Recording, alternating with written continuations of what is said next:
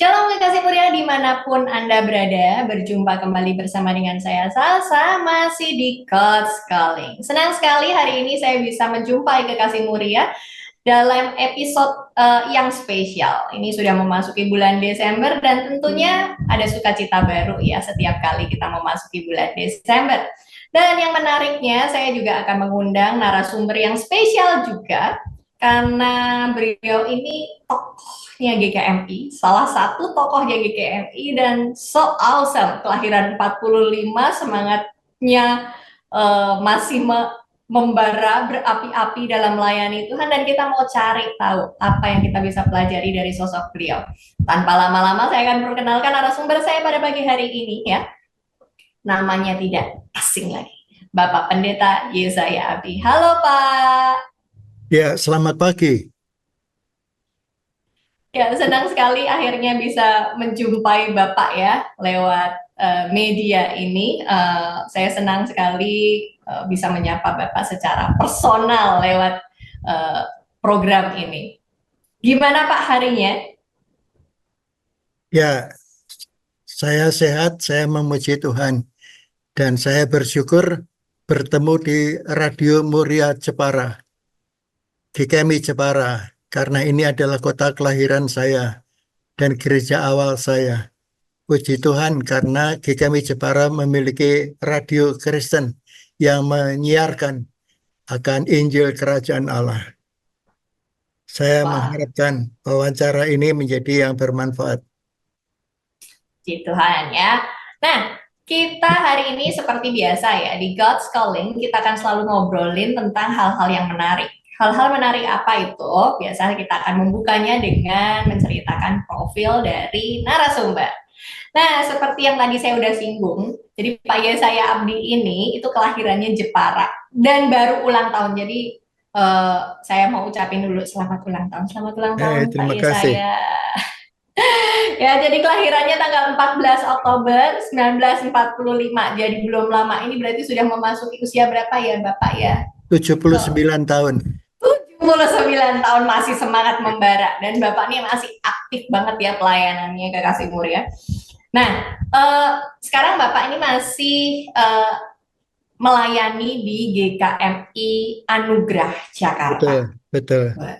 Nah, tapi sepak terjangnya Bapak ini luar biasa. Jadi kita mau cari tahu dulu deh dari awal-awal ceritanya Bapak. Bapak ini kan kelahiran Jepara, besar di Jepara, dan kemudian bergereja juga di GKMI. Jadi dari awal mula ya memang di GKMI ya Pak ya? Betul, betul sekali. Spiritnya spirit GKMI banget. Ya, saya bersyukur kepada Tuhan dilahirkan di keluarga Kristen yang mengasihi Tuhan. Papa saya Paulus Singgih Jaya Diharja, mami saya namanya Dorcas. Pak Paulus Singgih ini menjadi percaya Tuhan ketika dia umur 17. Dan sejak itu dia mengasihi Tuhan dan mau terus melayani Tuhan. Bu Abdi. Oke, oke. Dan itu menarik sekali ya. Jadi memang Pak Yesaya ini terlahir dari basically keluarga pelayan Tuhan. Saya bisa bilang begitu ya Pak ya. Keluarga Iya, pelayan Tuhan, dan spirit dari papahnya Pak Yesaya ini yang diturunkan. Pak Yesaya ini berapa bersaudara ya Pak ya? kami bertujuh. Saya nomor Oh. 3. Hmm. Ya, jadi kakak saya nomor 1 sudah dipanggil Tuhan di Jepara. Ya, masih kakak ipar saya masih tinggal di Jepara. Hmm. Jadi kakak nomor 2 masih ada dan tinggal di Semarang. Ya, adik-adik masih ada yang dipanggil Tuhan. Begitulah. Hmm. Mengucap syukur Tuhan masih memberi saya kesempatan untuk hidup. Dan hidup berarti melayani. Wah, spiritnya luar biasa. Pak, tadi kan Bapak cerita sedikit ya. Ini kita kembali ke basic keluarga. Tadi Bapak menyinggung bahwa papahnya ini sebetulnya udah melayani Tuhan dari usia 17 tahun. Dan itu terus dibawa dan diturunkan ke anak-anak. Ya, dengan papa Bapak? saya waktu jadi Kristen kemudian terlibat dalam pelayanan. Dia menjadi pengkhotbah awam, pergi sampai ke Kudus, sampai ke Pati, naik sepeda. Dan sepedanya adalah sepeda ban mati. Apa tuh Pak Jadi, sepeda beban mati, Pak? kenapa? Apa itu sepeda beban mati? Ban mati artinya semuanya isinya karet, jadi tidak ada angin di dalamnya. Oh, Jadi, ya dengan demikian bisa dibayangkan goncangannya tentu besar sekali ya, hmm, hmm. dan melelahkan. Kadang-kadang kehujanan, pernah sekali mau dicegat orang, dirampok, katakanlah begitu. Tetapi Tuhan menyertai. Jadi papa Wow. saya bilang, kalau mau khotbah, dia bawa baju, nanti sampai di sana bajunya basah, diperes dan ganti baju yang lain. Begitulah. Saya memuji Tuhan karena papa diberi hati yang mengasihi Tuhan dan bersemangat. Mama saya orang yang lembut hati dan kuat di dalam berdoa. Wow, luar biasa. Jadi Bapak tuh secara nggak langsung sebetulnya mendapatkan contoh yang realistis ya Pak ya, nyata di depan mata, justru dari orang tua, kedua orang tua ini yang akhirnya menjadi teladan buat Bapak, dan itu yang menyemangati Bapak nggak sih sampai sekarang akhirnya aku masih mau tetap melayani selama aku hidup gitu nggak sih Pak? Ya, jadi mama saya juga anaknya Kong Gombak ya, Pendeta Gombak Sugeng. Jadi kita tahu Kong Gombak orang yang rendah hati dan dipakai Tuhan. Jadi saya memuji Tuhan karena dia orang yang berkomitmen. Sampai ketika percaya Tuhan Yesus, dia dulunya penjudi, kita tahu itu. Tapi supaya dia tidak tergoda main judi, jadi jempolnya ini diparang, begini, dicop. Sehingga kalau dia pegang kartu, nanti dia ingat bahwa dia sudah bertobat. Jadi Wow. begitulah, memuji Tuhan. Karena beliau sungguh mau memberikan hidupnya untuk melayani Tuhan. Hmm, hmm. Jadi ini kan kita udah tahu gambarannya bahwa Bapak memang terlahir dari sebuah keluarga Kristen yang sangat takut Tuhan, lahir baru, bahkan orang tua Bapak juga pelayan Tuhan yang luar biasa juga. Em, Bahkan Bapak nih bisa dibilang cucunya Kong Gomba, udah tokoh GKMI juga. Nah, saya mau tanya Pak secara personal. Ini kita mulai bergeser ke dari profil Bapak menuju panggilan. Pak, apakah terlahir dari keluarga Kristen, cucunya Kong Gomba, lantas serta-merta membuat Bapak langsung dari kecil tuh mengenal Tuhan dan meyakini bahwa Tuhan adalah juru selamatku, atau sebetulnya ada proses di mana Bapak mengalami sebuah kelahiran baru, menerima Yesus secara pribadi? Ya, saya mengucap syukur kepada Tuhan, GKMI Jepara ini bisa disebut sebagai gereja yang spesial. Karena pada waktu saya kecil punya sekolah minggu 2 hari dalam seminggu. Yang minggu itu mengajarkan perjanjian baru, yang Kamis sore itu mengajarkan perjanjian lama. Jadi dengan demikian kami anak-anak sekolah minggu bisa mengikuti pelajaran Alkitab itu urut. Misalnya perjanjian lama kita mengerti secara urut begitu. Dan perjanjian baru juga demikian. Saya mengucap syukur untuk guru-guru sekolah minggu yang mengasihi Tuhan. Seingat saya menerima Tuhan Yesus ketika saya di sekolah minggu. Ketika guru sekolah minggu mengajarkan tentang Tuhan Yesus yang tersalib untuk menebus dosa. Dan waktu itulah saya membuka hati saya, Tuhan, saya mau menjadi pengikut Tuhan Yesus. Demikian juga guru-guru sekolah minggu ini, eh, kalau Natal itu mengadakan drama Natal atau tonel gitu ya, sandiwara Natal untuk anak-anak sekolah minggu. Jadi saya ingat beberapa kali saya ikut di dalam sandiwara Natal itu. Pernah belajar lagu itu yang digambarkan di atas panggung itu adalah sebuah perahu begitu. Nah, dan anak-anak sekolah minggu menjadi anak buah kapalnya. Jadi kami belajar menyanyikan lagu. Kami anak buah kapal Tuhan Yesus Kristus, tiap hari mengarungi samudera terus.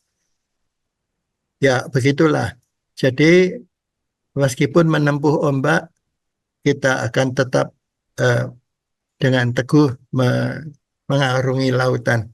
Yaitu eh, sesuatu yang mempengaruhi saya rasa. Demikian juga Hmm. ada satu hari Natal, ada gambar, ada itu eh, hiasan eh, itu tentang pintu kerajaan surga. Lalu ada seorang guru sekolah minggu yang datang mendekati pintu kerajaan surga itu dan kemudian mengetuk, tetapi pintunya tertutup. Lalu dia menyanyikan sebuah lagu. Bila sekarang jiwa pulang tampak Tuhan senangkah. Seperti itu. Jadi ketika pulang menghadap Tuhan dan belum membawa jiwa, maka kita tidak bisa bersuka cita. Tangan kosong pulangku, belum seorang ku bawa, mana boleh nampak dia. Ya, peristiwa-peristiwa seperti itu mempengaruhi saya pada waktu kecil, sehingga ada hati untuk peduli terhadap jiwa-jiwa yang masih tersesat. Ya, Wow, begitulah. wow, luar biasa. Jadi ketika SD saya di Jepara, sampai kemudian SMA pindah di Semarang. Dan di Semarang itu ketika tahun 62, saya mengikuti kemah pemuda. Dan kemah pemuda itu diadakan di GKMI Pati. Saya ingat pada suatu hari itu yang berkhotbah adalah pendeta Dietmar Soenemann. Beliau adalah misionaris dari Jerman yang mengajar menjadi dosen di I3 Institut Injil Indonesia, Batu Malang. Beliau berkhotbah tentang Tuhan Yesus memberi makan 5.000 orang, dengan 5 roti dan 2 ekor ikan. Itu diambil dari kitab Matius pasal 14 ayat 16. Tuhan berkata, kamu berilah mereka itu makan. Tuhan, bagaimana di tempat yang sepi seperti ini, sedangkan orangnya begitu banyak. Tetapi Tuhan berkata, kamu berilah mereka itu makan. Pak pendeta itu kemudian berkata, di dunia ini ada banyak orang yang lapar, yang membutuhkan makanan rohani, yaitu firman Tuhan. Siapa di antara kamu sedia memberikan hidupmu kepada Tuhan untuk melayani? Nah, waktu itu hati saya itu bergejolak. Berdiri, tidak mau. Berdiri, tidak mau. Berdiri, akhirnya saya tidak tahan. Jadi saya berdiri. Dan pada waktu itulah dengan air mata yang bercucuran, saya maju ke depan. Saya menangis, saya berkata kepada Tuhan, Tuhan, kalau Tuhan kasih umur panjang, waktu itu milik Tuhan untuk Tuhan. Kalau Tuhan kasih kepintaran, kepintaran itu untuk Tuhan. Kalau Tuhan kasih kekayaan, uang, maka uang itu adalah untuk Tuhan. Jadi disitulah saya memberikan diri saya kepada Tuhan. Nah, saya memuji Tuhan karena Tuhan ya menolong saya. Komitmen itu seperti eh, seperti eh, jembatan, pegangan jembatan yang menghantar untuk berjalan menelusuri jalan-jalan yang disediakan oleh Tuhan, Wow. yaitu menjadi orang yang memberi diri kepada Tuhan dan memberikan yang dipercayakan Tuhan untuk pekerjaan Tuhan. Ya, Wow. begitulah. Itulah panggilan pertama kali saya menjawab panggilan Tuhan untuk memberi makan. orang-orang yang membutuhkan dalam arti kata secara rohani Hmm. memberitakan, menyampaikan Injil Kerajaan Allah. Wow, wow. Jadi Bapak sudah dapat teladan dari sosok orang tua melihat bagaimana semangatnya di dalam melayani Tuhan dan kemudian Bapak juga mendapat panggilan secara pribadi dari journey-nya Bapak, dari guru-guru sekolah minggu sampai akhirnya panggilan itu datang secara pribadi ya Pak ya Ya, betul. di usia SMA. Nah Pak, ini menarik karena um, tidak mudah kan di waktu-waktu itu tidak mudah menjadi seorang hamba Tuhan atau misionaris, betul ya Pak? Sangat struggle, sangat berat, challenge-nya banyak. Kemudian apa yang pada akhirnya menyemangati Bapak sesulit apapun itu akan kujalani. Ya, jadi tahun 64 saya selesai SMA. Jadi umur saya 19 tahun. Jadi saya pikir saya akan masuk sekolah teologi ya. Tapi karena 19 tahun maka saya belum bisa masuk di seminari baptis. Pada waktu itu seminari baptis persyaratannya umur 20. Jadi oleh papi saya, oleh papa, dikirimlah saya ke Jakarta. Jadi mengenal kota Jakarta dan kemudian belajar di Fakultas Kedokteran Universitas Republika. Ya, Belajar itu tahun kedokteran ya? ya pernah belajar di sana. Oke, Itu tahun 64 dan kita tahu 65 itu ada G30S. betul, Jadi betul. tidak kuliah tidak bisa lancar. Pekerjaan mahasiswa adalah demonstrasi. Saya anggota GMKI dan di kampus saya menjadi anggota Senat Mahasiswa. Jadi begitulah saya dilibatkan Tuhan dalam organisasi kemahasiswaan sampai dengan tahun 67.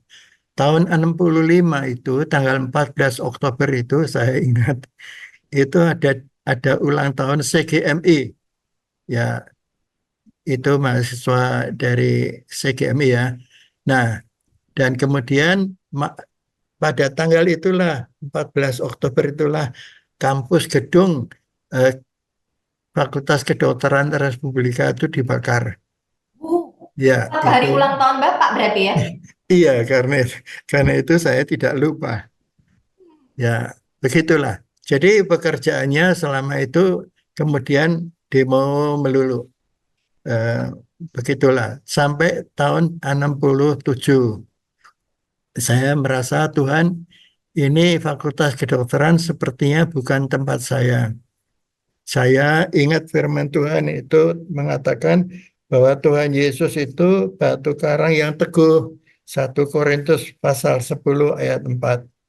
Tuhan Yesus batu karang yang teguh. Tetapi saya ini kok di Fakultas Kedokteran ragu-ragu sepertinya bukan tempat saya. Saya merasa seperti berjalan di atas tali yang goyang begini. Nah, jadi teman saya mengatakan karena Tuhan Yesus itu batu karang, seharusnya kalau dia di dalam kehendak Tuhan itu tidak ragu-ragu. Begitulah. Jadi tahun 67 saya mencoba memberitahu papa saya, Papa, ini sepertinya bukan tempat saya untuk eh, masa depan saya. Papa saya berkata, oh jangan. Ya, kalaupun nanti kamu melayani Tuhan, lebih baik kamu punya eh, titel dokter. Nanti kamu tidak usah mengharapkan persembahan dari jemaat dan juga orang lebih menghargai begitu.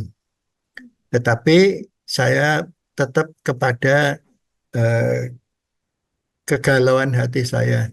Jadi suatu saat saya berpuasa. Anehnya setiap malam jam setengah 12 itu saya bangun dan saya berlutut di pinggir tempat tidur saya. Waktu itu saya kos di sebuah keluarga Kristen, tante saya sendiri masih tante. Nah, Dan saya berlutut, Tuhan, show me your will.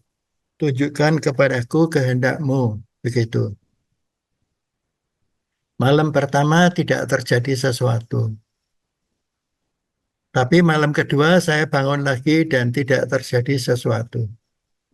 Malam yang ketiga saya bangun jam setengah 12 itu. Dan pada waktu saya berdoa, saya mendengar suara. Saya yakin itu suara Tuhan yang mengatakan, yang jadi dokter bukan kamu, tetapi William. Saya tidak bisa menjawab statement itu. Saya tetap berlutut lagi, saya saya bangun, saya berlutut, kemudian saya tidak bisa jawab, saya berlutut lagi, saya dengar suara, yang jadi dokter bukan kamu, tapi William. Saya masih tetap tidak bisa menjawab, saya bangun lagi, dan saya kemudian berlutut lagi, saya dengar suara, yang jadi dokter bukan kamu, tapi itu adalah William. Lalu saya bangun dan kemudian saya, ya, kalau itu kehendak-Mu ya Tuhan, biarlah kehendak-Mu jadi. Jadi malam itu saya menulis surat kepada papi saya. Papi, saya dengar suara Tuhan, yang jadi dokter bukan saya, tapi William. William itu adik yang seumurnya 5 tahun lebih muda dari saya. Jadi waktu itu dia SMP kelas 1 di Jepara.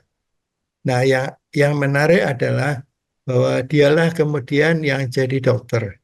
Dari SMP dia ke SMA, dari SMA kemudian dia masuk Fakultas Kedokteran UKI di Cawang.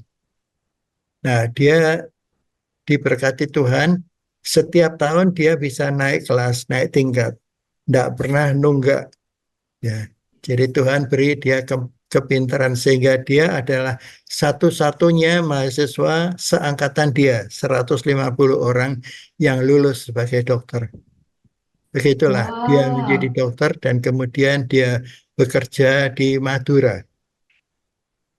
Ya, dia adalah, ya, orang mengenal dia sebagai Dokter Lydia begitu. Nah, di dia di Sampang Madura dan kemudian karena bupatinya suka sama dia karena dia baik, maka Pak Bupati memberi rekomendasi untuk ambil spesialisasi kebidanan. Jadi belajarlah dia S2 di Universitas Diponegoro. Orang heran karena dia Chinese, dia Kristen, dia dari Universitas Kristen, kok bisa masuk Diponegoro? Duitnya berapa? Duitnya berapa yang dipakai untuk kasih amplop? Tapi ya Tuhan baik karena sama sekali tidak memakai uang. Jadi jadilah dia dokter spesialis dan kemudian dia menjadi dokter spesialis yang melayani di Rumah Sakit Mitra Keluarga di Bekasi Barat. Ya, begitulah. Jadi Wow. itulah panggilan Tuhan untuk saya memberi diri untuk kemudian meninggalkan Fakultas Kedokteran dan kemudian belajar di Seminari Baptis di Semarang. Saya lanjutkan ya. Boleh, lanjutin Pak ceritanya. Saya, saya minum kopi dulu. Boleh, kita kan santai ya. Jadi memang menarik sekali ya cerita dari dan kisah dari Pak Yesaya ini. Sejarahnya tuh panjang ya Kekasih Mulia dan setiap step dari kisahnya Pak Yesaya, saya yakin dan percaya Kekasih Mulia boleh menangkap sebuah nilai baik. Tadi sebelum Pak Yesaya lanjutkan kisahnya, saya em, mau garis bawahi ada sebuah part yang menarik sekali buat saya secara pribadi. Bapak berdoa berulang-ulang kali, ya kan? Berulang-ulang kali. Di tengah malam itu, hari pertama nggak dijawab, hari kedua nggak dijawab, hari ketiga dijawab. Tapi jawabannya ini sebetulnya antara ya nggak sih, sebetulnya Bapak ya mau terima gimana, nggak gimana, sampai diulang loh 3 kali. Bapak Ya, menanyakan dan dengar hal yang sama. Sampai akhirnya Bapak, oke Tuhan, aku yakin dan percaya bahwa ini memang rencana Tuhan dalam hidupku, aku akan ambil kelas seminar. saat itu. Itu yang meneguhkan Bapak. Jadi terkadang mungkin kekasih mulia menghadapi sebuah situasi yang tidak enak. Kemudian kamu berdoa sama Tuhan, Tuhan, show me your way, seperti yang diceritakan Pak Yesaya. Setelah ditunjukkan kamu ragu-ragu gitu. Tapi ingatlah bahwa Tuhan itu tidak pernah salah ketika memberi kamu petunjuk. That is true, seperti yang diceritakan Pak Yesaya. Ya, nah kita lanjutin yuk Pak ceritanya. Tadi jadi setelah Bapak ambil seminari di Semarang gimana nih? Ya, jadi dari hal tadi kita belajar betapa pentingnya meyakini panggilan Tuhan. Sebab kalau tidak punya keyakinan panggilan Tuhan, nanti mudah menjadi ragu-ragu. Nah, ketika di Semarang, di seminari baptis itu, ya ada sesuatu yang menarik. Mahasiswa-mahasiswa itu diminta praktek penginjilan. Jadi ada satu acara itu disebutnya dropping. Itu mahasiswa kalau hari Sabtu diangkut naik pick up dari kampus di Simongan di sana di atas, kemudian pergi ke kota. Jadi kemudian di drop, karena itu namanya dropping. Di drop ada yang di Jalan Bojong, di Jalan Pemuda, di mana saja lah begitu. Yang mau kemudian menjadi tempat penginjilan mereka. Nah, saya kemudian diajak oleh Pak Samuel Setianto, pendeta GKMI Semarang pada waktu itu, untuk berkunjung di daerah Jeruk. Di belakang Sompok itu ada jalan namanya Jeruk. Ya, disitulah Pak Setianto membawa saya mengunjungi satu keluarga namanya keluarga Jailani. Disitulah kami memberitakan Injil dan Pak Jailani bersama keluarga menjadi percaya Tuhan. Kemudian dari situlah, dari rumah ke rumah kami mengabarkan Injil. Lalu ada keluarga-keluarga yang menjadi percaya Tuhan. Saya masih ingat Pak Kosnan misalnya, Pak Muhki misalnya, Pak Jailani tadi ya, dan beberapa bapak yang lain yang kemudian menjadi percaya Tuhan. Dan di tempat-tempat itu, di antara mereka itu saya juga melihat mereka ini sungguh-sungguh begitu ketika percaya Tuhan. Nah, kemudian dijadikanlah persekutuan di rumah Pak Kusnan. Di situ ada sekolah minggu dan kemudian menjadi pos PI, namanya pos PI Jeruk. Pemuda-pemudi dari GKMI Semarang kemudian menjadi guru sekolah minggu di sana.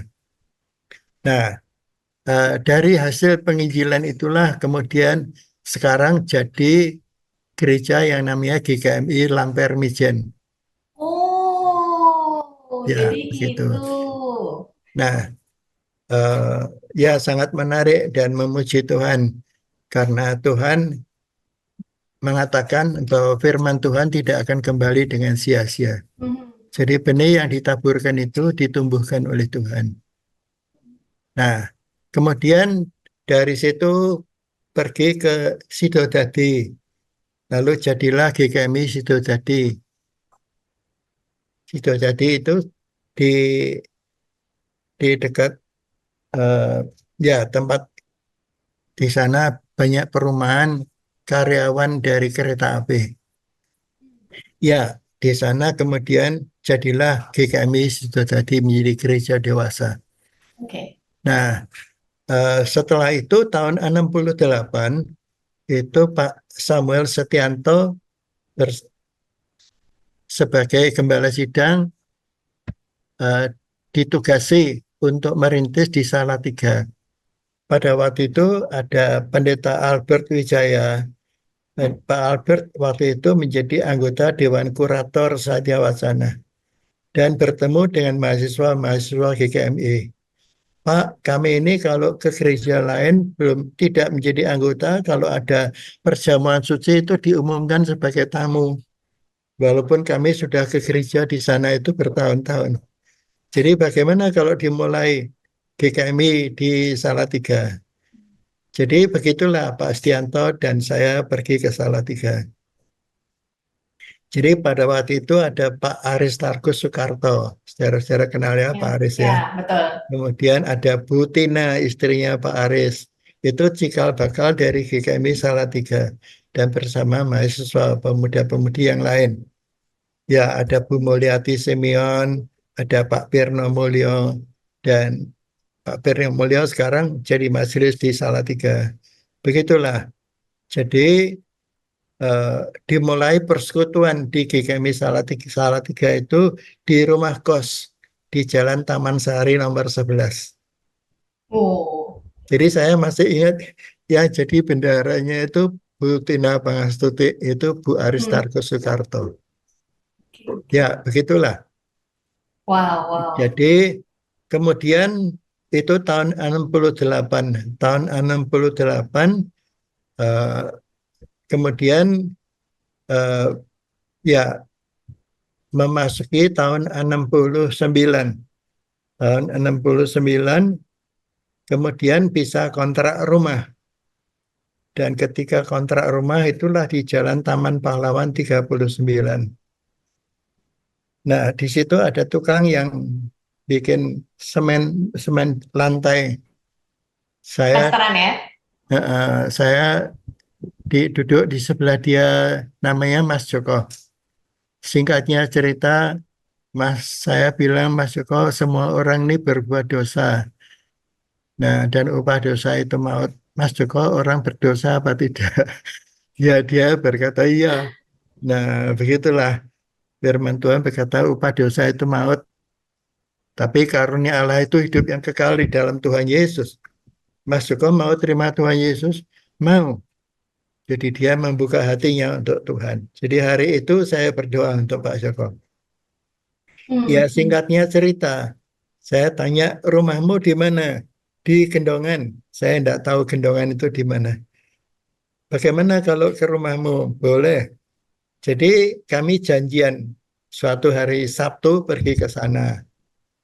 Jadi singkatnya cerita, kami pergi ke sana. Saya pada waktu itu ada Pak Mesah dan Ibu Mesah juga. Pak Mesah pada waktu itu sedang kuliah di Satya Wacana. Hmm, Jadi hmm. pada hari pada hari eh, suatu hari Sabtu saya berkunjung di rumah namanya Bapak itu Pak Basirun. Nah, saya ingat disambut dia duduk di seputar meja yang bulat begitu. Di situ ada Pak Basirun, di situ ada istrinya Bu Basirun, di situ ada anaknya perempuan namanya Ismiati. Dan saya bicara tentang Tuhan Yesus kepada dia, Pak, kita ini orang berdosa, tapi Tuhan mengasihi kita. Kalau kita percaya Tuhan Yesus, kita dapat selamat. Nah, Pak Basirun berkata ketika saya tanya, Pak Basirun mau membuka hati buat Tuhan Yesus. Pak Basirun berkata, iya saya mau. Ini yang saya Oh, cari selama ini. Saya sudah jadi orang beragama ini, beragama Katolik, saya ikut kebatinan dan sebagainya. Tetapi saya merasakan ada sesuatu yang lain yang masih belum saya dapatkan begitu. Jadi hari itu Pak Basirun bersama dengan istrinya, bersama dengan anaknya Bu Ismiati, Mbak Ismiati itu, bersama dengan salah satu calon mantunya, 4 orang terima Tuhan Yesus. wow, Ya, luar jadi biasa. saya memuji Tuhan, mengingatkan keluarga di Filipi ya, yang Hmm, membuka hati untuk Tuhan Yesus. Salah wow. satu anak dari Pak Basirun ini adalah yang kemudian jadi pendeta, Yonatan Pak Ibnu Budianto, pendeta GKMI Jepara pada waktu itu. Oh, oh ya. Wah, saya baru tahu cerita yang ini. Wow, Ya, wow. Wow, luar biasa sekali ceritanya, Pak. Em, ya. saya memang mendengar begitu banyak cerita tentang Bapak. Apalagi tentang sepak terjang Bapak di GKMI Salatiga. Banyak sekali anak-anak didik Bapak yang sekarang jadi hamba Tuhan juga. Dan beliau-beliau ini yang justru mendorong saya untuk ayo cari tahu kisah Pak Yesaya karena so powerful, banyak sekali hal yang bisa dipelajari dari kisah Bapak. Dan hari ini saya melihat sekali bagaimana Bapak bersama dengan Tuhan, ya. Tuhan mengutus Bapak dan menyertai. Bahkan dengan rasanya kalau dengar cerita Bapak tuh gampang banget ya. Menginjili orang, kemudian orang itu menjadi percaya. Itu so easy. Kayak nggak butuh perjuangan yang keras gitu. Dan saya yakin dan percaya bahwa itu karena pertolongan Tuhan. Tuhan yang membukakan hati mereka, mengutus Bapak datang ke sana untuk mengabarkan firman sehingga mereka menjadi percaya. Dan that is wow, luar biasa sekali journey-nya. Ya, jadi memang pada waktu itu kan belum ada SKB ya. Jadi Hmm. orang masih bisa leluasa. Saya kalau pergi-pergi membawa traktat di dalam tas saya itu, saya bawa tas begitu kan, tas cangklong itu. Hmm. Di dalamnya ada traktat. Jadi kalau di pasar saya membagi traktat itu kepada orang-orang di pasar, kepada orang yang jalan dan sebagainya. Bisa 1 bulan bisa habis 1.000 traktat itu untuk dibagikan kepada orang. Ya, mengucap syukur kepada Tuhan. Wow, itu jadi Bapak kan tadi kan saya flashback sih.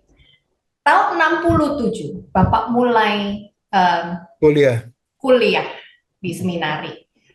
Sampai 69 mulai terbangunlah di GKMI Salatiga Persekutuan. 68 mulai 68, ya 69. mulai Jadi perintisan dari 68. masa-masa itu Bapak studi dan mulai membuka pelayanan. Betul, seperti itu ya Pak Ya, ya. ya karena pada waktu itu ditekankan adanya yang disebut weekend ministry. Jadi Hmm. kalau hari Jumat siang setelah saya kuliah bisa pergi ke tempat pelayanan. Jadi Hmm. ketika saya sudah merintis di Salatiga, maka kalau weekend saya perginya ke Salatiga. Begitu. Wow. Jadi ini semangatnya tuh udah berkobar-kobar ya Pak ya. Jadi dari awal masuk kuliah itu memang spiritnya udah besar banget. Bukan karena ada sebuah momentum yang lain kan Pak? Ya, jadi memang memang kan itu panggilan Tuhan ya, begitu. Jadi Mhm. saya masuk seminari itu juga karena di dalam memenuhi panggilan Tuhan. Wah, Memenuhi panggilan Tuhan dan janji saya, komitmen saya untuk memberikan hidup kepada Tuhan. oke. Nah, jadi journey-nya nih start lagi ya. Jadi udah sampai di Lampermijen udah, Sidodadi udah. Sekarang berangkatlah ke Salatiga. Di Salatiga berapa lama Pak? Di Salatiga dari tahun 68 sampai dengan tahun 91.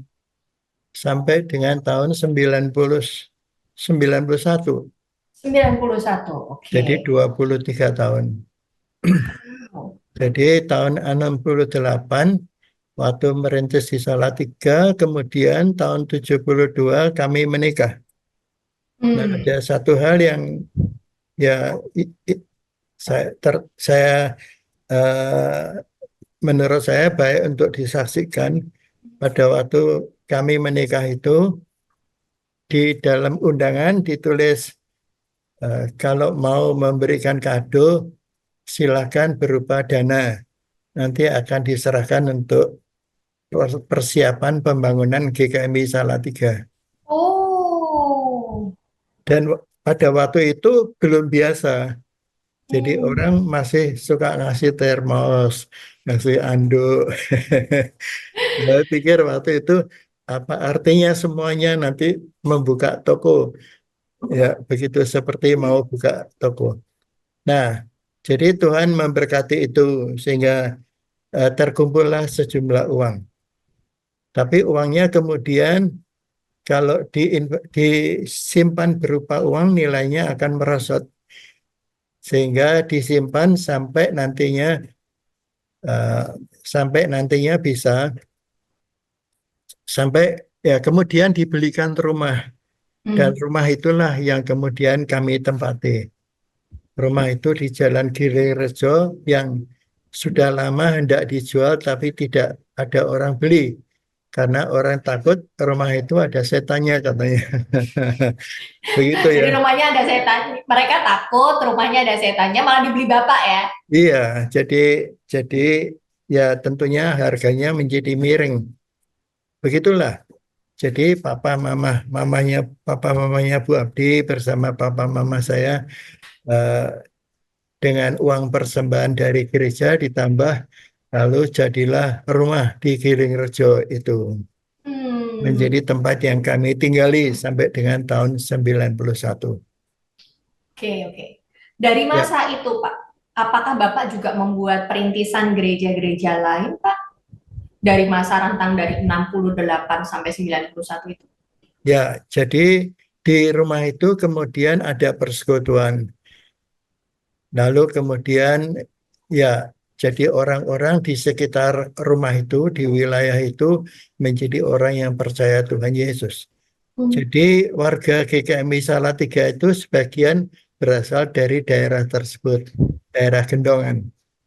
Pak Oke. Didik, Pendeta Didik, Ya, ya, Pak ya Didi. itu salah satu buah pelayanan. Ya, Dia tinggal di daerah Gendongan itu. Orang tuanya percaya Tuhan. Ya, betul. dan ada pendeta yang lain, pendeta Dayat misalnya Hmm. itu. Nah, juga buah pelayanan dari daerah Gendongan itu. Nah, Pak Edi, dari kemarin Pak Edi juga cerita tuh, sempet tuh diajar Pak. Ya saya juga tuh, Edi Pangangkat. Pak siapa? Pak Edi Pangangkat. Oh ya, Pak Edi Pangangkat. Pak Edi Pangangkat dari Ambarawa ya. Ya, betul. Heeh. Jadi tahun 68 merintis di Salatiga, kemudian eh, ya, kemudian tahun 72 kami mulai menginjil ke desa-desa begitu. Ya, jadi eh, pada suatu saat ada kebaktian kebangunan rohani dan saya hadir di sana. Pendeta yang berkhotbah itu Pak Ariel Edvardsen dari Swedia. Dia menyampaikan tentang Tuhan Yesus pergi ke kota dan desa. Jadi dia mengatakan saat ini di Indonesia ada jutaan desa dan kota yang belum mendengar Injil. Jadi saudara-saudara, apakah bersedia untuk membawa Injil ke desa-desa itu? Jadi seperti pengalaman yang sudah saya juga ah begitu. Tapi hati saya tidak tahan. Jadi saya berdiri. Kemudian saya membuat keputusan, ya Tuhan, saya mau pergi ke desa. Ya, begitulah. Jadi hari Minggunya kemudian saya umumkan di gereja, saudara-saudara nanti hari Minggu kita mau pergi ke desa. Saya tidak tahu desa mana, saya tidak kenal desa mana. Tapi saya ingat suatu saat guru sekolah minggu pernah pergi ke satu desa yang namanya Setro, membawa anak-anak sekolah minggu ke sana. Jadi kita mau pergi ke Setro. Nanti hari Selasa, silakan datang ke gereja bawa makanan. Nanti kita makan di sana. Begitulah hari Selasa itu kami pergi. Ya, jadi kemudian masuk ke rumah-rumah memberitakan Injil dan beberapa keluarga menjadi percaya Tuhan. Sampai Hmm. sekarang masih ada jemaat Salatiga yang berasal dari Setro itu. Oh. Kemudian karena berjalan memberitakan Injil dari rumah ke rumah, lalu kami sampailah di desa namanya Gunung Sari, itu tetangga desa. Jadi begitu menginjil dari satu rumah ke rumah. Nah, saya sendiri berdiri di pinggir jalan bawa gambar hati manusia. Tahu ya gambar hati manusia ya? Ya, ya, ya, Nah, ya. jadi saya eh, ya menceritakan ini hati manusia, di dalamnya ada banyak binatangnya, ada binatang kambing yang keras kepala, ada ular yang suka menipu, ada babi yang suka yang jorok-jorok begitulah. Nah, tapi ini hitam karena dosa, gitu. Ini gambar dosa. Tapi kemudian kan ada terang, kemudian ada salib Tuhan Yesus di situ, ada Alkitab yang terbuka. Nah, saudara-saudara, orang yang hatinya belum ada Tuhan Yesus, ya gelap seperti ini. Begitu isinya binatang-binatang, sifat-sifat binatang ini. Kalau mau membuka hati untuk Tuhan Yesus, nanti terang itu masuk dalam hati, merubah hatimu. Begitu. Oh. Oh, Nah, begitulah. Jadi orang-orang yang mendengar itu ya tertarik, kemudian ada yang percaya Tuhan. Kemudian ada satu pemuda yang duduk di situ. Dia dia berkata, Pak, ayo datang ke desa saya. Desa saya ini banyak pemuda-pemudi. Nanti kalau dengar cerita seperti ini, tentunya mereka tertarik begitu senang. Desamu di mana? Namanya Ujung-Ujung. Ujung-Ujung di mana saya tidak tahu. Yang pasti di Salatiga Timur. Oh ya, nanti saya pergi ke sana. Jadi begitulah. Kami jalan wow, kaki menuju ke ujung-ujung itu. wow. Di Pak, ujung-ujung. ini menarik. Saya potong sedikit. Tadi Bapak lakukan itu. Bapak cerita bahwa hati manusia itu. Itu di pinggir Ya, jalan kan, Pak? ya, Kok Bapak ya, berani, Pak?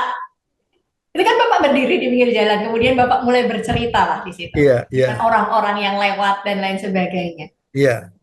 Bagaimana Bapak bisa dapat keberanian sebesar itu, Pak? Ya, karena itulah kebutuhan orang kan. Ah, Kalau orang jual jamu berani, masa jual menyampaikan Injil tidak berani. Kan orang oh, butuh butuh obat yang lebih hebat daripada jamu, yaitu dosa. Dan itu oke. adalah ditemukan di dalam Tuhan Yesus. Jadi masalah terbesar manusia itu dosa. Dan jawabannya adalah Tuhan Yesus sebagai juru selamat. Artinya Jadi saat itu Bapak menerangkan itu benar-benar di jalan-jalan, kemudian masuk ke dalam rumah-rumah orang. ya di jalan ya di rumah orang. Nah, mereka waktu pertama kali gitu kok bisa langsung dengan mudah menerima gimana Pak? Apakah Bapak punya jurus tersendiri gitu supaya mereka bisa mau mendengar dulu deh gitu? Ya, jadi ya saya berdiri aja di pinggir jalan begitu Oh, menggelar gambar hati manusia itu oh dan ya. jelaskan kepada orang dan orang yang lewat itu tertarik lalu duduk di situ ada mendengar gitu. Oh, Nah, sampai ketemu dengan satu bapak namanya itu Pak Suwandi. Nah, Pak Suwandi ini bilang tadi kan, ayo Pak ke rumah ke tempat saya di mana di ujung-ujung begitu. Nah, jadi jadilah kami membuat janji untuk pergi ke ujung-ujung. Jadi pada satu hari kami pergi ke sana ujung-ujung ke rumahnya Pak Suwandi ini. Saya enggak, kami masuk ke rumah itu. Kemudian kami tidak ada orangnya. Lalu kemudian kami masuk. Ya, karena kami merasa sudah pernah bertemu sama yang punya. hmm. Begitu. Jadi kami masuk. Kemudian kami makan di situ membawa makanan kan. Kami Hmm. makan di situ. Dan sementara kami makan, yang punya rumah itu datang. Yang punya rumah itu anaknya Pak Lurah. Oh, Jadi ternyata orang tadi agak begini ya. Jadi oh, ya saya kagum Tuhan bisa memakai orang seperti Bapak itu. Begitu. Mengajak di dalam kekeliruan. Ya ini kan kalau dipikirkan bagaimana saya bisa tanpa banyak berpikir menyelidiki Bapak itu, tapi ya, kemudian kami ya, datang ya. ke rumahnya. Disitulah kami memberitakan Injil. Pak Lurah, Kemudian, keluarga eh, Pak Lurah ya saat itu ya. ya anaknya Pak Lurah tadi ternyata orangnya baik. Jadi memberikan rumahnya Pak, ya, ya begitulah makan di situ. Kemudian bapak-bapak yang ikut pergi bersama kami itu dibagi dua pergi ke rumah-rumah dan memberitakan Injil. Oke. Lalu di satu bertemu dengan satu keluarga namanya Pak Sastro. Nah, Pak Sastro ini juga membuka rumahnya. Lalu kami bisa persekutuan di situ, Hmm. eh, menjadikan itu sebagai tempat persekutuan yang rutin kami datang seminggu sekali. Begitu dia percaya Tuhan, kemudian ada beberapa keluarga di situ percaya Tuhan. Nah, kemudian ada satu bapak yang mengajak kami, Pak, ayo pergi ke sana, ke desa yang dekat, dengan ujung-ujung, namanya Berangkongan. Di sana ada satu Pak Sumo Sugito, temannya dia. Jadilah saya pergi ke sana pada waktu itu. Waktu bersama dengan Pak Slamet Rasid. orang yang salah satu perintis di Salatiga. Nah, waktu sampai di rumahnya Pak Sumo Sugito, ini Pak Sumo Sugito tidak ada di rumah. Ya, jadi tapi kami masuk saja ke rumah itu begitu. Ini Bapak keluar masuk rumah nih, keluar masuk rumah orang ya Pak ya. Iya, iya. Jadi masuk rumah itu dan ketika Pak Sumonya datang masuk dari rumah di pintu rumahnya masuk kan, lalu duduk begitu. Di situ ada kursi panjang, ada beberapa kursi dan saya dan Pak Sumo Sugito itu. Jadi saya kemudian cerita, Pak, manusia itu berdosa dan upah dosa itu maut, tapi karunia Allah itu hidup yang kekal. Itu adalah 4 hukum rohani ya. Begitu. Satu, manusia, semua manusia berbuat dosa. Dua, upah dosa itu maut. Tiga, karunia Allah hidup yang kekal di dalam Tuhan Yesus. Yang percaya Tuhan Yesus dapat selamat. Yohanes pasal 1 ayat 12 diangkat menjadi anak Allah. Nah, waktu saya duduk di situ, saya cerita dengan Pak Sumo Sugito, itu saya bilang begini, Pak Sumo mau membuka hati untuk Tuhan Yesus. Oh ya mau gitu. Saya kaget, loh kok bisa dia bilang mau gitu. Saya tanya, loh Pak kok bisa mau? Ini kenapa gitu ya. Nah Pak Sumo itu cerita, tadi malam Bapak almarhum, Bapak saya itu datang. Jalan dari pintu, bawa tongkat, duduk di sebelah saya di sini. Dan Bapak itu berkata, wes dadi bejamu. Wes dadi bejamu. Nah inilah maksudnya kenapa jenengan, kenapa Anda datang. Ini memberitakan berita tentang Tuhan Yesus ini, Gusti Yesus ini ya sudah untungnya saya. Jadi Oh, Bapak itu kemudian menjadi orang yang percaya Tuhan Yesus. Jadi waktu dia dibaptis saya kasih nama Yusuf karena dia tukang mimpi. Dia mimpi ketemu bapaknya. Ya, ya, ya, jadi ya. Dan kemudian justru dia membuka. dari mimpi itu dia jadi percaya ya ketika Bapak sampaikan firman itu, oh ya kemarin malam Bapakku ngasih Iya, iya. tahu. Oke. Heeh. Wow, wow, wow, luar Jadi biasa. terus kami datang ke rumahnya dia begitu. Nah, Hmm. kemudian eh, orang-orang tetangga itu heran karena Pak Sumo ini kalau minggu kan pergi naik sepeda ke Salatiga. Mm-mm. Ya, jaraknya ya 4-5 kilometer dari Salatiga. Tetangganya dia tanya, Pak, kalau hari Minggu pergi kemana naik sepeda? Pergi ke gereja. Bagaimana? Apakah saya boleh ikut begitu? Dipikirnya Ya, mau refreshing gitu ya Pak ya, ya. Jadi jalan-jalannya ya. kemudian satu demi satu begitu ikut pergi Salatiga. Kemudian kami memulai persekutuan di rumahnya Pak Sumo Sugito ini. Oke.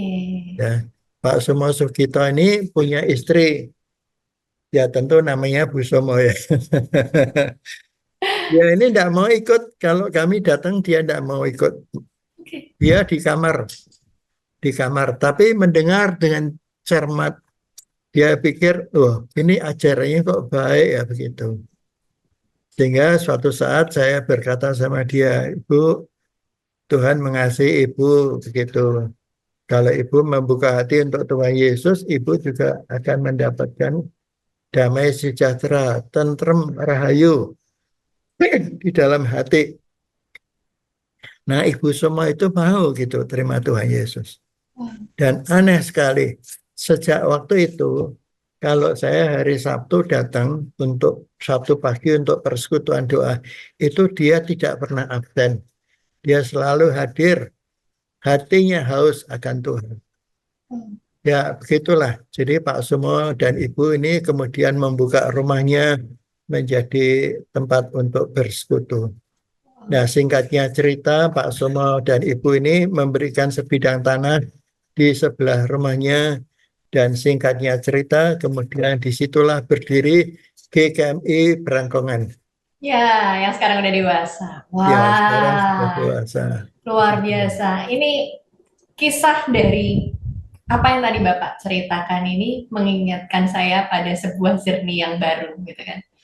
Bahwa inilah cara Bapak menyampaikan dan mengabarkan firman Tuhan. membuat orang-orang mendengar firman Tuhan dan Ya, menerima Tuhan. ya, Dan ini, apakah ini juga yang akhirnya menjadi cikal bakal berdirinya PIPKA, sebuah bukan, yayasan perkabaran Injil? Bukan, justru. bukan. Hmm. Jadi PIPKA itu dirintis oleh Pak Pendeta Andreas Setiawan. Hmm. Pak Andreas Setiawan itu anaknya Kongko Mbak yang paling Oke. kecil. Jadi dia dulu sekolah Alkitabnya di Balai Wiyoto di Malang.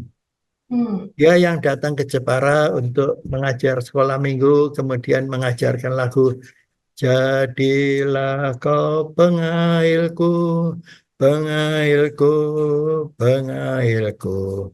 Jadilah kau pengailku, pengail orang. Pengail orang, pengail orang. Jadilah kau pengailku, pengail orang. Ya, Tuhan bilang, kalau kita menjadi pengikut Tuhan Yesus, aku akan menjadikan kamu sebagai penjala, pengail jiwa-jiwa, penjala jiwa, begitu. Ya, jadi Pak Andreas Setiawan ini kemudian tahun 65, pada waktu itu sudah ada sinode ya. Hmm. Hmm. Jadi dia menjadi pengurus sinode, ya Komisi PI lah pada waktu itu. Hmm. Kemudian bersama dengan Pak Pendeta Hermantan dari Kudus, bersama dengan Pak Theophilus Hadi Prasetyo. Pak Theophilus itu eh, ya papinya Pak Mayang Hmm. ya Hmm. di Jepara begitu. Nah, bersama dengan Pak Timotius Gunawan dari GKMI Melongo itu merintis yang namanya datang ke notaris membentuk yayasan namanya Pengutusan Injil dan Pelayanan Kasih PIPKA. Oke. Jadi begitulah. Itu di tahun 65, jadi Bapak masih sekolah kedokteran di zaman itu. Nah, terus Bukan, Bapak saya gabung. kan 47, Oh saya ya. uh, Ah, dan jadi dari masa-masa itu ya, Pak ya. Kapan Bapak gabung ke PIPKA? jadi tahun PIPKA dibentuk tahun 65 Hmm. begitu. Hmm. Nah, saya di Salatiga kan tahun 60, 7. saya 68 68, ya betul. ya begitu. Jadi ya, jadi bukan oleh saya, PIPKA Hmm. Hmm. bukan oleh saya. Saya Tapi Bapak join di PIPKA. ya, jadi pada waktu PIPKA itu mulai dibentuk tahun 65, tahun 66 itu pergi ke Jakarta ya, Hmm. Hmm. mulai merintis di Jakarta.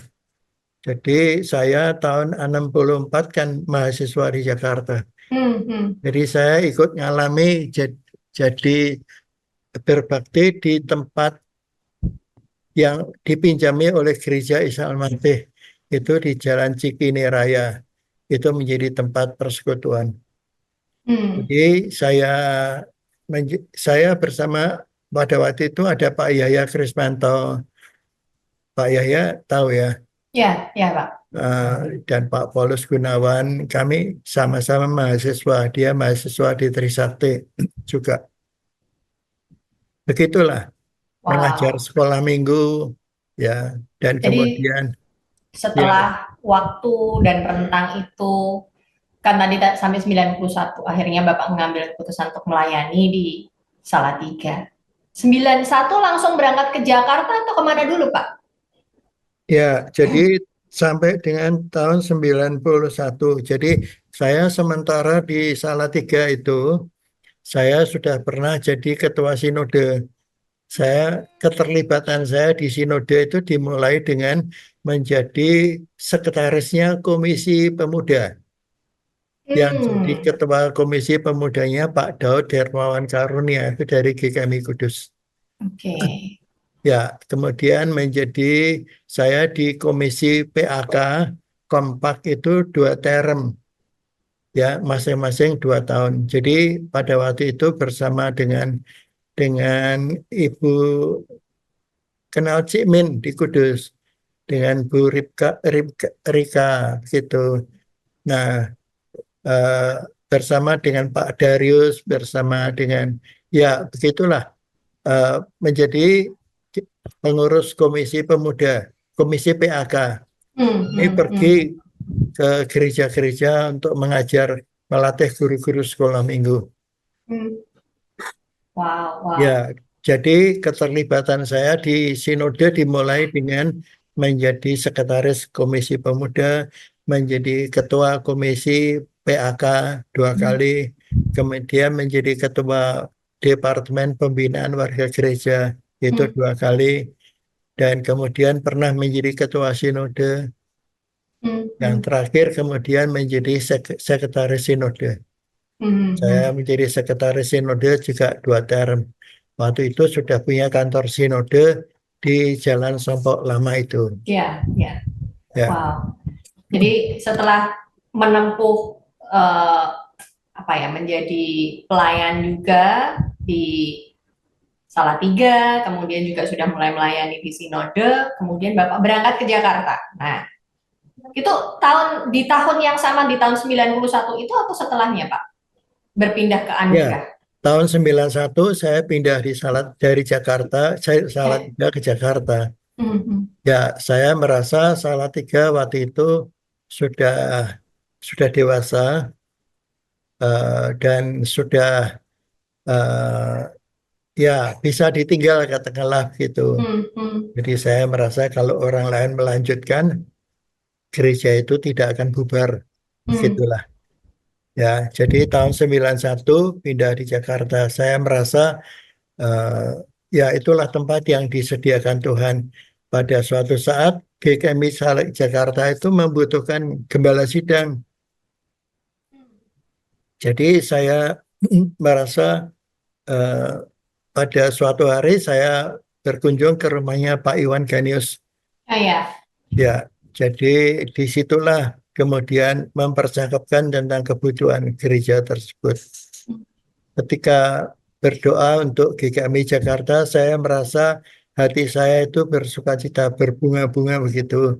Saya jadi ingat hati Maria yang memuji Tuhan ketika dia diberi berita bahwa dia akan melahirkan seorang anak.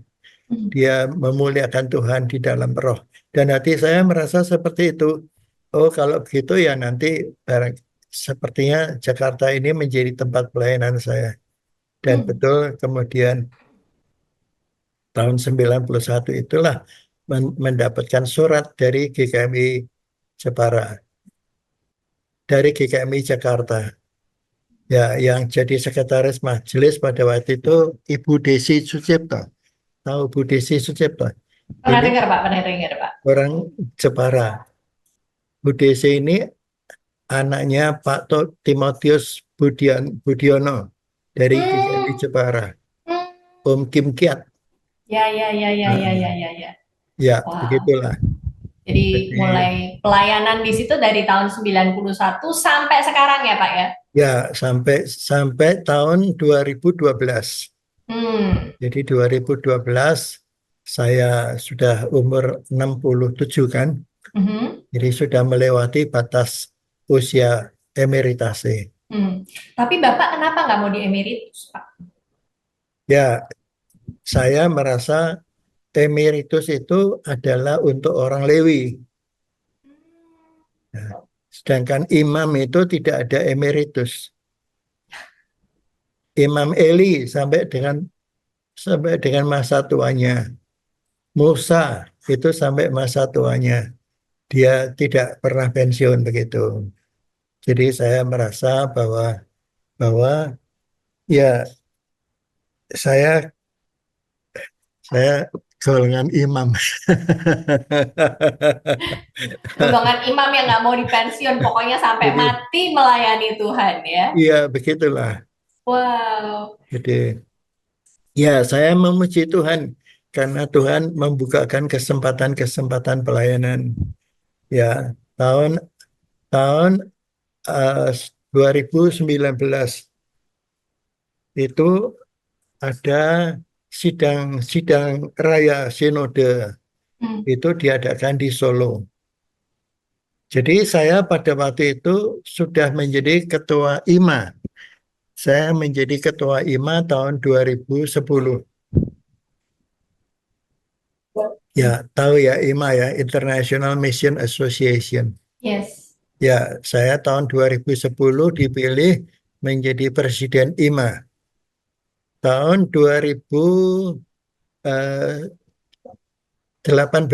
itu konferensinya diadakan di Meksiko. Jadi saya waktu itu berkata sama teman-teman pengurus IMA, nanti tahun depan kalau ada konferensi IMA di Kenya, saya tidak mau dipilih gitu. Hmm. Nah, saya pada waktu itu bicara dengan Pak Pendeta Richard Showalter, Presiden IMA yang pertama yang saya gantikan. Pak Richard Showalter, saya tanya, lo dulu kok kamu bisa mundur menyerahkan kepemimpinan kepada orang lain, bagaimana? Dia berkata, Tuhan ngomong sama saya, waktumu sudah cukup. Lalu saya berkata, ya saya sekarang sedang bergumul untuk nanti tahun depan saya tidak mau dipilih jadi ketua IMA gitu. Dia bilang, Tuhan ngomong apa sama kamu? Tuhan ngomong apa sama kamu? What did the Lord speak to you? Hmm. Saya tidak bisa jawab karena memang saya tidak mendengar konfirmasi dari Tuhan. Hmm. Tapi besoknya pagi itu saya bangun tidur, saya melihat Alkitab saya terbuka gitu. Oke. Ini terjadi di Meksiko. Jadi saya melihat Alkitab saya dan saya menemukan Mazmur 118 ayat 17. Oke. Firman itu berkata, aku tidak akan mati, tetapi memberitakan perbuatan-perbuatan besar dari Allah. Wah, saya tangkap ayat itu. Wah, inilah rema Tuhan buat saya. Jadi saya bangun, saya kasih tahu teman-teman, ini firman Tuhan buat saya. Saya tidak akan mati tahun depan. Saya masih belum akan mati begitu. Nah, mengapa saya berpikir sudah dekat panggilan Tuhan? Karena Dokter Lydia yang tadi saya ceritakan adik saya Hmm. itu, Hmm. Hmm. dia sudah dipanggil Tuhan gitu. Hmm. Jadi dia adik saya sudah dipanggil Tuhan, kok sayanya Belum. belum gitu. Jadi saya siap-siap untuk menerima panggilan Tuhan. Saya pikir begitu. Hmm. Nah, jadi saya kasih tahu teman-teman, saya tidak, saya saya tahun depan belum akan dipanggil Tuhan. Jadi kalau dipilih ya saya mau. Hmm. Dan betul, tahun 2019 itu saya dipilih lagi sebagai Presiden IMA sampai dengan tahun 2023 kemarin. Nah, eh, nah pada waktu yang sama itu tahun 2019 itu ada sidang raya di Solo. Hmm. Sebelumnya itu Pak Daniel Trihandoyo itu ketua Hmm. nominasi. Dia Oke. bilang sama saya, Pak Abdi, namanya Pak Abdi diusulkan jadi ketua bidang misi. Hmm. Wah, saya ini umur saya kan sudah bukan bukan muda begitu, sudah Hmm. di atas usia emeritus begitu. Ya, jadi begitulah. Jadi tahun 2019 itu, ketika saya sedang berada di Kenya, saya dapat berita dari Pak Daniel Tri Hmm. bahwa Hmm. saya dipilih di Sidang Raya menjadi ketua bidang misi. Jadi begitulah, saya menjadi ketua bidang misi tahun 2019 sampai dengan kemarin ini. Hmm. Jadi Hmm. saya selesai sebagai ketua bidang misi. Wow, wow. Kita belajar banyak hal ya dari kisah Bapak ini luar biasa. Saya merasa bahwa kisah ini nih kisah yang luar biasa dalam artian ini jarang ditemui Pak, jarang ditemui di berbagai macam kasus ya. Saya sih berharapnya Kekasih Muria bisa menangkap kisah apa yang tadi diceritakan sama Pak Yesaya Abdi. Bahwa terkadang journey yang kita mau, yang kita pikirkan, this is my plan, gitu. Itu nggak sesuai sama rencana Tuhan. Bahkan kayak tadi yang diceritakan sama Pak Yesaya ya, aku tahun depan enggak deh, aku tahun depan enggak deh. Tapi Tuhan tunjukkan enggak, aku masih mau pakai kamu. Jadi Ya, sebuah pesan penting yang mungkin perlu digarisbawahi. Bahwa selama Tuhan masih mau pakai kehidupanmu untuk sebagai alat, terimalah itu. ya, Kerjakan dengan sungguh-sungguh, gitu ya Pak ya. ya, ya. Jadi sementara Tuhan masih kasih umur, itulah berarti Tuhan masih mau pakai kita. Betul, betul, betul. Dan luar biasa sekali. Sebelum kita mengakhiri obrolan kita nih Pak, ada begitu banyak kisah yang tadi Bapak ceritakan tentang spirit Bapak yang menyala-nyala sejak Tuhan panggil menjadi pelayannya. Bagaimana Bapak mulai dengan berani ya, dengan berani mengabarkan Injil bahkan di tepi jalan, masuk-masuk rumah orang. Kemudian menambut banyaknya panggilan untuk melayani baik di sinode, kemudian bahkan sampai ke bidang internasional sekalipun. Panggilan itu terus datang kepada Bapak. Satu pesan Bapak buat kekasih mulia dan siapapun yang akan menyaksikan video ini bersama-sama, bagaimana tetap mempertahankan komitmen diri terhadap panggilan yang Bapak jalani. Pesannya Ya, apa, Pak? jadi yang pertama adalah bahwa ketika kita masih dikasih nafas sama Tuhan, berarti itu adalah kesempatan untuk melakukan pelayanan. Dan ketika Tuhan memberi kesempatan untuk pelayanan, berikanlah yang terbaik kepada Tuhan. Kita tidak akan pernah menyesal karena memberi yang terbaik kepada Tuhan. Sebaliknya, kalau kita tidak memberi yang terbaik kepada Tuhan, kita pada suatu saat ketika sadar kita akan menyesal. Begitu. Jadi berikanlah yang terbaik. Saya teringat kisah City Stad. City Stad itu orang yang menjadi perintis. Dia seorang olahragawan dari Oxford University. Suatu saat dia dipanggil Tuhan untuk menjadi hamba Tuhan. Papanya berkata, bagaimana kamu mau jadi hamba Tuhan? Nanti kalau kamu ke Afrika, kamu bisa dimakan singa. Dan sebagainya. Jadi pulang, pikirkan lagi. Dan ketika dia memikirkan lagi, Tuhan memberi inspirasi, Tuhan Yesus itu meninggalkan surga untuk kita yang berdosa. Jadi tidak ada pengorbanan yang terlalu mahal. Tidak ada persembahan yang terlalu indah. Sehingga Tuhan tidak berlayak untuk menerima. Jadi Tuhan berlayak menerima yang terbaik dari yang terbaik. Jadi berikanlah yang terbaik kepada Tuhan. Dan Wow. saya mengucap syukur dia pada suatu saat menjadi misionaris di Tiongkok. Pada waktu dia di Tiongkok, dia kemudian dapat berita papanya meninggal. Dan papanya meninggalkan warisan yang banyak sekali. Pada waktu itu warisannya adalah 18.400 pound sterling. Itu tahun 1860. Jadi itu jumlah yang banyak sekali. Lalu dia berkata, ini untuk apa uang ini gitu. Lalu dia ingat firman Tuhan, simpanlah hartamu di surga, di mana tidak ada ngengat dan karat. Lalu firman Tuhan kepada orang kaya yang bertanya sama Tuhan, Tuhan, apa yang mesti aku perbuat? Maka Tuhan berkata, jualkan hartamu dan ikut aku. Jadi kemudian uang warisan itu dibagi-bagi untuk pelayanan DLMOD, untuk pelayanan Salvation Army, untuk pelayanan yang lain. Sehingga 5.500 pound sterling masih sisa 3.000 pound sterling. Ini nanti kalau aku menikah, dia berkata begitu. Jadilah suatu saat dia ketemu dengan pemudi namanya Priscilla. Priscilla, ini adalah uang menikahnya saya nanti, menikahnya kita, begitu ya. Jumlahnya sekian. Wah, jumlahnya banyak sekali. Tapi Priscilla berkata sama dia, Tuhan ngomong apa sama kamu? Lagi-lagi tanyanya gitu ya, Pak ya? Iya. Lalu ada ayat itu tadi, simpan hartamu di surga, di mana tidak ada ngengat dan karat. Yang kedua, jualkan hartamu dan ikutlah aku. Jadi uang yang 3.000 pound sterling tadi diserahkan untuk pekerjaan Tuhan. Jadi mereka menikah tanpa mas kawin itu. Hmm. Begitulah. Jadi saya merasa seperti itulah harus menjadi sikap hidup kita. Ini baik untuk didengar oleh istri-istri, ya, untuk sama-sama juga.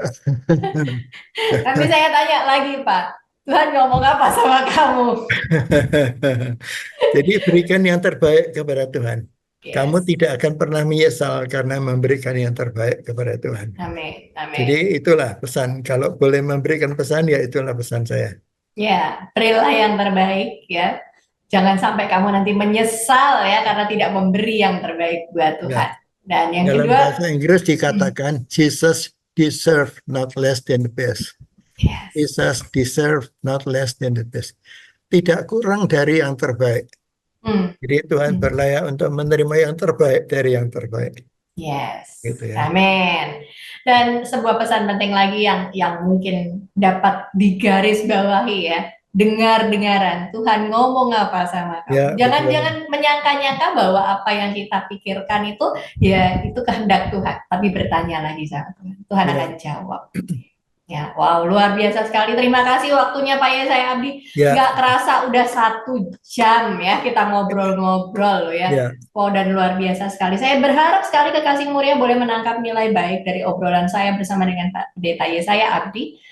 Kisahnya sungguh menginspirasi, kisahnya sungguh memberkati kita semua bagaimana spirit dan keberaniannya dalam mengabarkan Injil dan meresponi panggilan. Ini yang perlu kita teladani bersama. Selama engkau masih ada di dunia ini, selama kamu masih diberi nafas yang baru, selama Tuhan masih menambahkan umurmu, pakailah hidupmu untuk melayani Dia sebaik mungkin. Berikan yang terbaik yang dapat engkau berikan. Itu dari saya. Tuhan Yesus memberkati. Sampai berjumpa lagi di God's Calling yang episode yang selanjutnya. Tuhan Yesus memberkati. Terima kasih Pak Yesaya. Ya, sama-sama. Tuhan berkati.